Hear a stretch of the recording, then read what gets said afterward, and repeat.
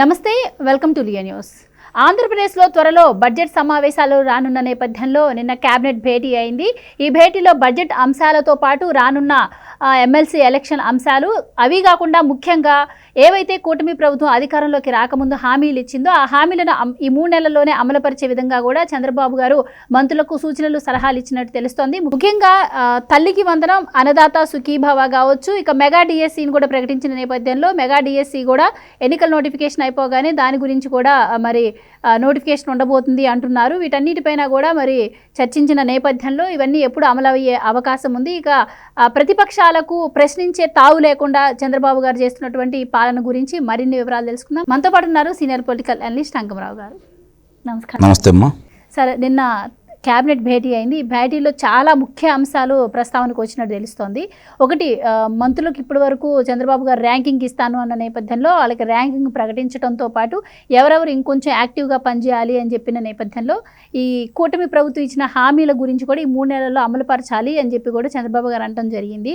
So ఎలా చూడొచ్చు అంటారు సార్? అంటే ఎక్కడా కూడా రాష్ట్రం అప్పుల్లో ఉన్న ఇచ్చిన మాట ప్రకారం సంక్షేమ పథకాల విషయంలో ఎక్కడా కూడా కూటమి ప్రభుత్వం వెనకడుగు వేయట్లేదు. సో మీరేం చెప్తారు దీని గురించి? అంటే ఎన్నికలకి ముందు 6 పథకాలు సూపర్ 6 అని చెప్పని వీళ్ళు ప్రకటించడం కూడా జరిగింది.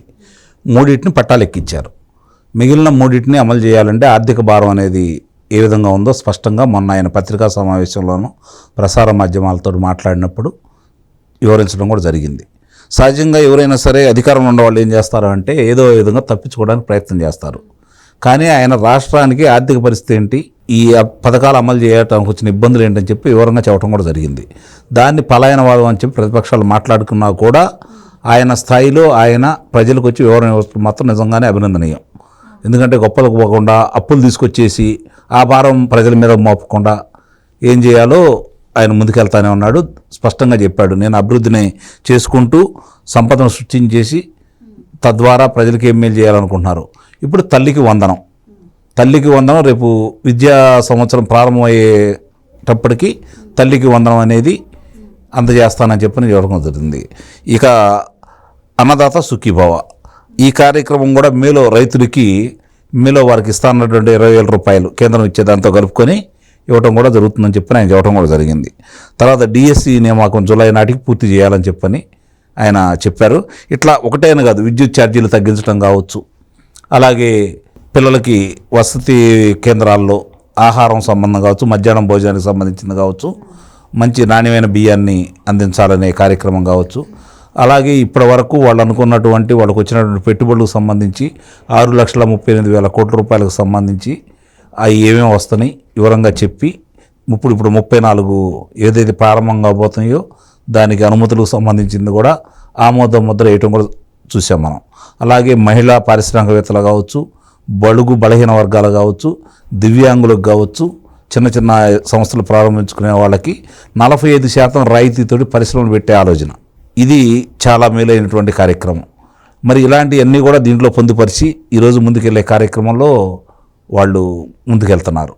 ప్రజలకి సంపదను ఎలా సృష్టించడం కోసం, సంపద ఏ విధంగా వస్తుంది, ఏదైనా పరిశ్రమలు పెడితేనో, లేదంటే వ్యవసాయదారులకి వాళ్ళకి సాగునీరు, తాగునీరు, లేదంటే కొంచెం మెట్ట ప్రాంతాలలో వాళ్ళకి మోటార్లు ఉండే వాళ్ళకి విద్యుత్తు అందించటం, అలాగే వాళ్ళకి నాణ్యమైనటువంటి విత్తనాలు ఇవ్వటం, అలాగే వాళ్ళకి ఎరువులు సకాలంలో అందించటం, ఇవన్నీ కూడా అందజేస్తే రైతులు చక్కగా పండిస్తారు. పండించిన తర్వాత ఏదైనా విపత్తులు సంభవిస్తే వాళ్ళని ఆదుకునే కార్యక్రమంలో ముందుకెళ్తే, అలాగే మిగిలిన కార్యక్రమాలు ఏది తీసుకున్నా కూడా సకాలంలో అందియాలి. ఏదైనా సరే వాళ్ళకి మేలు ఏదైనా చేయాలనుకోండి, ఇప్పుడు తల్లికి వందనం అనే కార్యక్రమం చూసుకుంటా ఉంటే వాళ్ళకి విద్యా సంవత్సరం ప్రారంభంలో ఇచ్చారనుకోండి, వాళ్ళకి ఇబ్బంది ఉండదు. ఇప్పుడు ఏం చేస్తున్నారు వీళ్ళు, రేపొద్దున తల్లుల ఖాతాలో వేసేవాళ్ళు గతంలో ఈ అవసరాలకు వాడుకుని సకాలంలో చెల్లించకపోవడం వల్ల చాలామందికి బకాయిలు కూడా ఉన్నాయి. మరి ఆ బకాయిలు తీస్తున్నందువల్ల చాలామందికి ధృవీకరణ పత్రాలు ఇంతవరకు పరీక్షలో ఉత్తీర్ణులైనా కూడా వాళ్ళకి ధృవీకరణ పత్రాలు ఇంతవరకు కూడా అందలేదు. ఆ ఇబ్బందులు రాకుండా రేపొద్దున గతంలో ఉన్నటువంటి బకాయిలు తీర్చుకుంటూ ఇప్పుడు ఇవ్వబోయేది ఏదైతే పాఠశాలలు ఉంటాయో, ఏదైతే కళాశాలలు ఉంటాయో వాళ్ళ ఖాతాలోనే జమ చేస్తున్నందువల్ల ఇబ్బందులు ఉండవు. ఎవరెవరికైతే ఇవ్వాలనుకున్నారో, ఎవరెవరికైతే అందజేస్తున్నారో వాళ్ళందరికి కూడా ప్రభుత్వమే చెల్లించినప్పుడు రేపొద్దున వాళ్ళకి సంబంధించినంత వరకు ఎలాంటి బకాయిలు ఉండవు అన్నమాట. ఆ కార్యక్రమంలో ముందుకెళ్లే కార్యక్రమంలో అటు వెళ్తూ ఉన్నారు. అన్నదాతలకు సంబంధించి 20,000 రూపాయలు ప్రభుత్వం కేంద్ర ప్రభుత్వం నుంచి రంగంలోనే ఇవ్వడంతో పాటు ఇంకోటి ఈరోజు ఈ ప్రభుత్వం వచ్చిన తర్వాత డ్రిప్ ఇరిగేషన్కి సంబంధించి, సింధు బేద్యానికి సంబంధించి గతంలో ఇచ్చిన ప్రోత్సాహాలు రాయలసీమ ప్రాంతంలో హార్టికల్చరల్ హబ్గా మార్చడం కోసం గతంలో ఇచ్చిన ప్రోత్సాహాలను మళ్ళీ తిరిగి కొనసాగించుకునే విధంగా ముందుకెళ్తూ ఉన్నారు. అంటే రైతాంగానికి ఏది అవసరమో అవి చేసుకుంటూ వెళ్ళిపోతూ ఉన్నారు. 5 సంవత్సరాల్లో ఈ డ్రిప్ ఇరిగేషన్కి సంబంధించి వాళ్ళు ఎక్కడా కూడా ముందుకు తీసుకెళ్ళలేదు, పడకేయించారు. మళ్ళీ ఈ ప్రభుత్వం వచ్చిన తర్వాత ముందుకు తీసుకెళ్తా ఉంది. తర్వాత ఈ ప్రభుత్వం ఇప్పుడు దీంట్లో అనుమతించిన దాని ప్రకారం నిన్న క్యాబినెట్ ఏదైతే మంత్రి మండలి తీర్మానం చేశారో ఇవన్నీ కూడా దృష్టి పెట్టుకొని ఏ పరిశ్రమలు వస్తున్నాయి ముందుగా వాళ్ళతోటి మాట్లాడుకొని వాళ్ళకి కావాల్సిన ఇంకోటి రెవెన్యూ సంబంధించి అంటే ఈ భూములకు సంబంధించినటువంటి విషయాలకు సంబంధించి ఆర్డీఓలకి ఏదైనా సమస్యలు వస్తే పరిష్కరించే అవకాశం వాళ్ళకే కలగజేసే విధంగా కూడా ఒక ఆలోచన కూడా చేస్తూనే ఉన్నారు. అంటే ఇప్పుడు చాలా ఫిర్యాదులు అందినాయి. 2,38,000 ఫిర్యాదులు ఈరోజు భూములకు సంబంధించినవి అందినాయి. ఏ విధంగా అంటే నా భూమి వైశాల్యం తగ్గింది, నా భూమిని వేరే వాళ్ళ పేరు మీద మార్చేశారు, అలాగే సరిహద్దులు మార్చేశారు. ఇవన్నీ కూడా రైతులకి గతంలో ఇబ్బందులు అయినాయి అనమాట. ఆ ఇబ్బందులు వాళ్ళు ఇప్పుడు ఏమవుతుందో వాళ్ళకి ఎక్కడికన్నా వెళ్ళి పిల్లలు చదువుకోవడానికి విదేశాలకు వెళ్తేనో లేకపోతే ఏదన్నా ఉన్నత విశ్వవిద్యాలయాలకు వెళ్ళేటప్పుడు వాళ్ళకి సంబంధించినటువంటి ఆస్తులను తాకట్టు పెట్టి దాంట్లోంచి ధనం తీసుకొని ఆ పిల్లలకు చెల్లించే కార్యక్రమంలో చాలా ఇబ్బందులు ఎదుర్కొంటూ ఉన్నారు. అలాగే 10(1) అడంగులకు సంబంధించింది కావచ్చు, పేర్లు మార్పులు జరిగినందువల్ల, సరిహద్దులు మార్పులు జరుగుతున్నందువల్ల, అలాగే ఒకళ్ళ పేరు మీద ఒకళ్ళు పెట్టుకున్నందువల్ల వాళ్ళకి ఇన్ని ఇబ్బందుల్లో గమనించారు. కాబట్టి ఆ ఫిర్యాదుల్ని వెంటనే సత్వరం పరిష్కరించే అవకాశాన్ని అక్కడ ఉన్నటువంటి ఆర్డీఓకి ఇచ్చేస్తే వాళ్ళు ఎంఆర్ఓకి పంపించేస్తే అక్కడి నుంచి ఆర్డీఓ వాళ్ళు వచ్చేతలకి రిజిస్ట్రార్ కార్యాలయానికి పంపిస్తూ ఉంటే ఇలాంటివన్నీ కూడా పరిష్కారం అవుతాయని చెప్పని ఈ ప్రభుత్వం భావిస్తూ ఉంది. ఆ విధంగా ముందుకెళ్తున్నారు. అట్లా ఒక్కోటి పరిష్కరించుకుంటూ ముందుకెళ్తున్నారు. అలాగే డిఎస్సి అది కనుక పూర్తి చేశారనుకోండి, రేపొద్దున 16,347 అధ్యాపకుల్ని నియమించడం కూడా జరిగింది కదా. కాబట్టి ఇవన్నీ కూడా ముందుకు వెళ్తూ ఉంటే ఒక్కొక్క కార్యక్రమం ఒక్కోటి చేసుకుంటూ వాళ్ళు ముందుకెళ్ళే క్రమంలో ఎక్కడ ఎవరికి ఏ అవసరాలు ఉన్నాయి, ఏ విధంగా అయితే వీళ్ళకి ప్రోత్సాహాలు ఇస్తే అభివృద్ధి చెందుతుంది. అలాగే జలహారతి మనం చూసాం, దానికి సంబంధించినంత వరకు ప్రణాళిక రచించిన దాంట్లో 81,000 కోట్ల రూపాయలు దానికి ఖర్చు అవుతుందని చెప్పి భావించారు.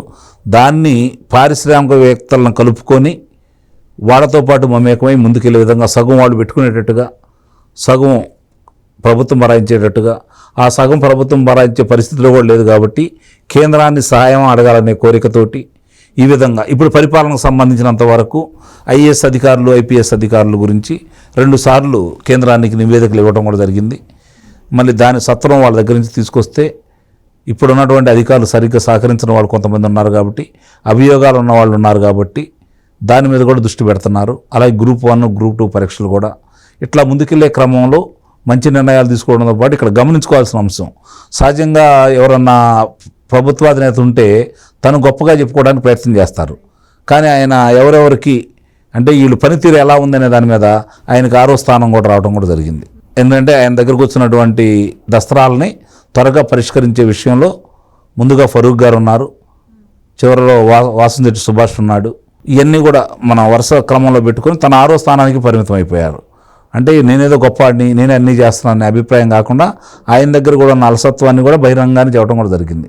దీన్ని పారదర్శకంగా ఉంటుందని చెప్పని అంటారు. ఇట్లా ముందుకెళ్లే కార్యక్రమంలో వీళ్ళు ముందుకెళ్తున్నారు. కాబట్టి ఈ పరిస్థితుల్లో ప్రజలు కూడా సహకరించాల్సిన అవసరం ఉంది. అందుట్లో మళ్ళీ తీసుకురాబోతున్నారు ప్రజలు, ప్రభుత్వం, పారిశ్రామికవేత్తలు వీళ్ళందరితో కలుపుకొని ముందుకెళ్లే క్రమంలో ముందుకెళ్లే దాని మీద P4 అనే నినాదాన్ని ఎత్తుకుంటున్నారు. కాబట్టి దాంతోపాటు ప్రతి విషయాన్ని కూడా కేంద్రానికి విన్నవించుకుంటూ కేంద్రం సత్వరం సహాయం చేసే విధంగా అంటే కొన్ని ఇప్పుడు నీతి ఆయోగాలు వచ్చి ఈరోజు సమావేశం అవుతున్నారు. అంటే పారదర్శకంగా ముందుకెళ్తానే ఉన్నారు. చూడాలి. ఇదే కదా చంద్రబాబు నాయుడు గారి నుంచి కోరుకుంది ప్రజలు కూడా. ఆయన చేస్తారనే నమ్మకాన్ని ఇటు ఉంది కాబట్టి దాన్ని ఆయన నిలబెట్టుకుంటూనే ఉన్నాడు. కాబట్టి చాలామంది కూడా 95 నాటి ముఖ్యమంత్రి కావాలని కోరుకుంటున్నారు. నేను కూడా అవుతాను అంటున్నాడు. కాబట్టి ఈ మార్చి తర్వాత మళ్ళీ 95 ముఖ్యమంత్రిని చూస్తే మాత్రం నిస్సందేహంగా ఆయన కళ్ళ ప్రకారం 2047కి ఆంధ్ర రాష్ట్రం ఎలా ఉండాలి, అనే దాని మీద పునాదులు గట్టిగా పడతాయి అని అయితే నేను భావిస్తున్నాను. Right sir, thank you so much. Thank you.